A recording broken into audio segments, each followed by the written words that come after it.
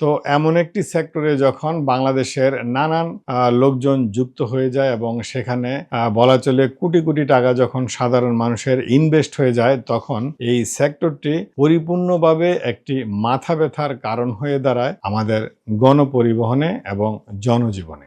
এই অন্তর্বর্তীকালীন সরকার নানান সময়ে নানানভাবে এই ব্যাটারি চালিত রিক্সাগুলোকে ঢাকা শহরে আসতে না দেওয়ার একটি পরিকল্পনা করে এবং সেটি কোনোভাবেই বাস্তবায়ন করা যাচ্ছিল না। নানানভাবে তারা ঢাকা শহর ডুবতেই থাকে।